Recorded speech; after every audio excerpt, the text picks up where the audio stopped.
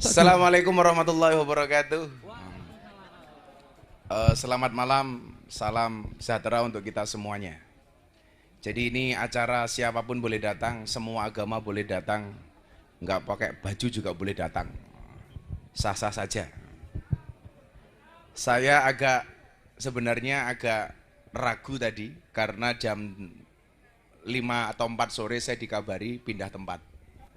Karena di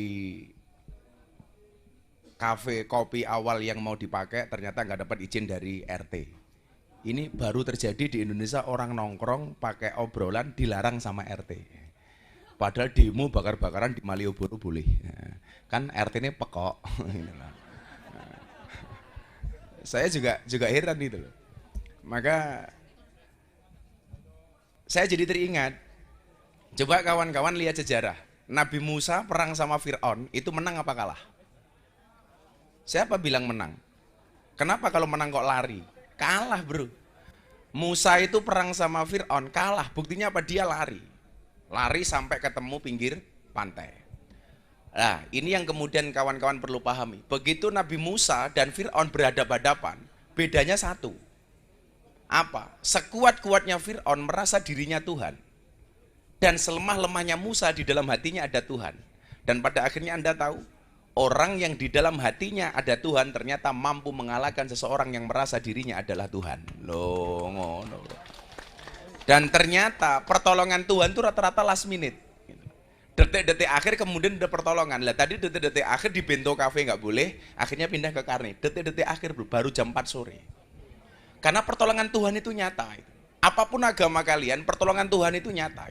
Makanya hari ini kalian yang jomblo santai saja. Bisa jadi kamu dapat jodoh di akhir hidup kamu, bisa jadi. Ada yang amin loh. Iya kan? Yang perlu kalian ingat, Tuhan itu menciptakan manusia berpasang-pasangan, betul? Dan itu artinya kalau kamu tidak punya pasangan, jelas kamu bukan manusia. Mutiara.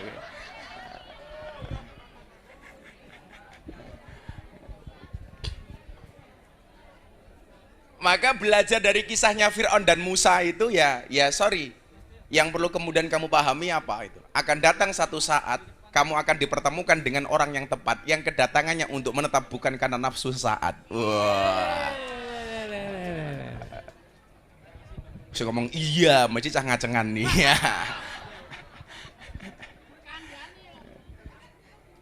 Lah maka disitulah kemudian saya bilang sama anak-anak saya di klub malam. Kayak 3 hari lalu saya ada kajian di penjual kroto di Sarkem. Tahu penjual kroto toh? Kok kroto? Jadi saya dulu kenapa ngaji di lokalisasi itu karena ada mbak-mbak cantik, seksi lah. Pokoknya kelasnya ya SD SB. Semok depan, semok belakang. Saya tanya, kok kamu tiap hari bajunya bagus itu dapat dari mana? Ya, bapak kamu pengusaha bukan? Bukan. Orang kaya bukan? Bukan. Kok kamu keren? Dia bilang. Ya kan saya dodolan guru jualan. Jualan apa? Kroto. Kan saya bingung, kok kroto iso sugih? Akhirnya saya ke pasar Ngasem Barat Keraton ini. Saya ada penjual manuk di situ. Pak, tonggoku dodol kroto kok sugih. Kroto itu apa? Oh ala Gus, kroto itu pakan manuk. Jadi makanan burung, namanya kroto. Tak beli kroto dulu Gus. Matamu gak beli kroto. Itu ya manukmu. Saya bilang begini, anak-anak muda seperti kita itu saya bilang begini. Dalam beragama itu kan idealnya amar ma'ruf nahi mungkar. Idealnya ya. Perintah dilaksanakan, larangan ditinggalkan. Ini paling ideal. Jadi yo sholat, yo semacam-macam, sing Kristen yo ning gereja macam-macam. Nongkrong ning kafe yo ora, mabuk yo ora. Ini ideal banget itu. Kayak wong wedok saiki ideal banget lah. Punya suami karepe nggak boleh nongkrong, nggak boleh ngopi, nggak boleh main, nggak boleh pegang uang. Ya kalau kamu punya suami nggak boleh pegang uang, ya gampang rabio karo tuyul wae. Ini ideal banget Lid. Jodoh api tok orang eleke. Tapi ini mustahil lah itu. Mustahil. Kalau kita tidak bisa menjadi yang pertama, biasanya yang kedua. Yang kedua ini siapa? Amar ma'ruf nyambi mungkar. Jadi istilah kerennya STMJ, sholatnya terus, maksiatnya jalan. Ya kalau kamu masih senang bermaksiat, ya minimal jangan kamu tinggalkan ibadah dan sholatmu. Kan begitu. Toh pada akhirnya Tuhan tuh punya mekanisme itu loh. Iki bocah kita apa ke seurusanku itu. Toh manusia itu masuk surga bukan karena amalnya tapi karena rahmatnya Gusti Allah. Jadi kalau Alit umpamane, wah aku senengane jek ngeplay Gus umpamane kok. Sinten Gus? Ya awakmu to. Umpamane to Gus? Umpamane. Umpamane. Insyaallah Alit ini primus. Alhamdulillah. Pria muka salon. Morpeus diskon, Bos.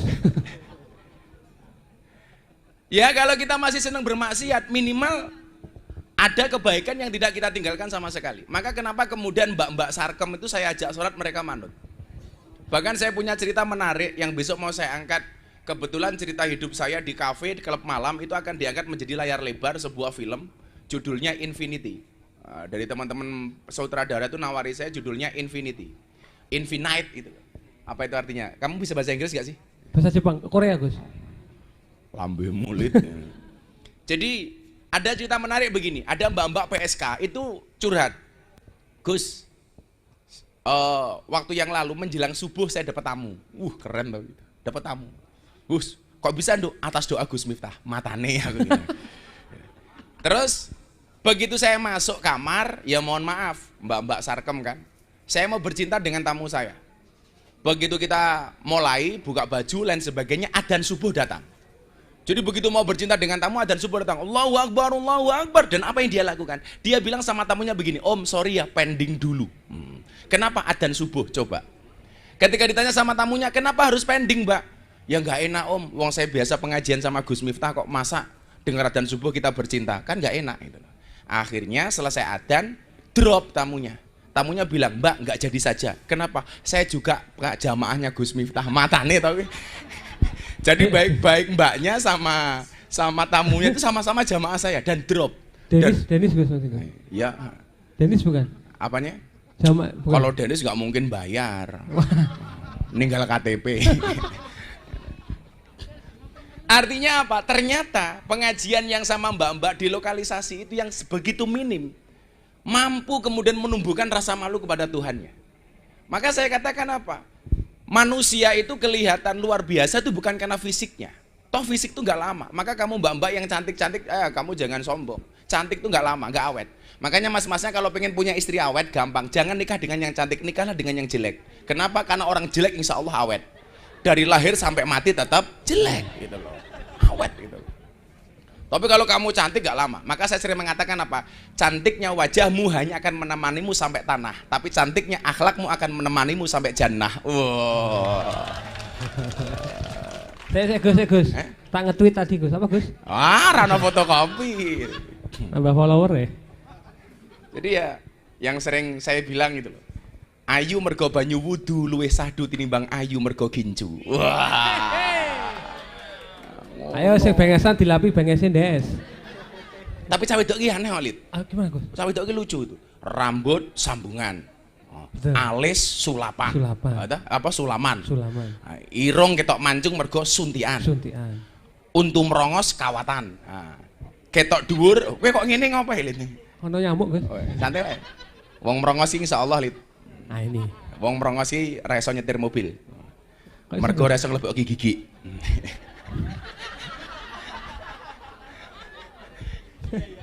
Ora, cewek itu memang lucu kan? Lucunya tadi. Rambut sambungan, idep, sulaman. Irung mancung, ketok mergo suntian. Untu merongos, behel. Kawatan behelan.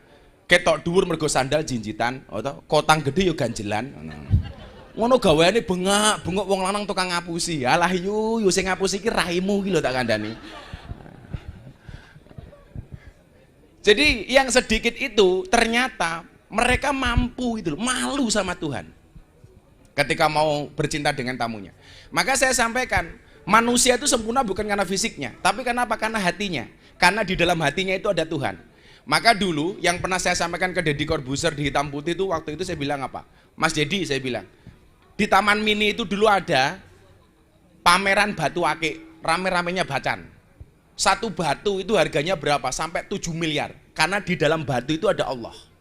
Lah saya bilang, kalau batu benda mati di dalamnya ada Allah, harganya 7 miliar. Bagaimana dengan hati manusia ketika di dalam hatinya ada Allah? Berapa nilainya? Tak terhingga. Loh, melo sak bosok-bosokmu jangan sampai kemudian kehilangan Allah dari dalam hatimu. Maka bahasa saya yang viral apa? Cukup bodimu yang bermaksiat, hatimu jangan ikut-ikutan bermaksiat. Wow, ngono bro, keren. Tulis meneh. Oke banget ya quote. Jadi itu ya, yang pertama tadi melaksanakan perintah Allah, meninggalkan larangannya. Yang kedua, larangan dilakukan, perintah jangan ditinggalkan. Yang paling bosok itu yang ketiga. Perintah belas nggak dilakukan, bosok tiap hari. Lah, ini bosok kuadrat. Lah kawan-kawan, saya minta kemudian kalau memang tidak bisa ideal seperti yang pertama, ya minimal yang kedua lah. Jadi gue nakal ya urusanmu, bosok ya karepmu, tapi minimal jangan pernah kamu tinggalkan perintah Tuhan di dalam keseharianmu. Maka ya insya Allah kita selamat ya.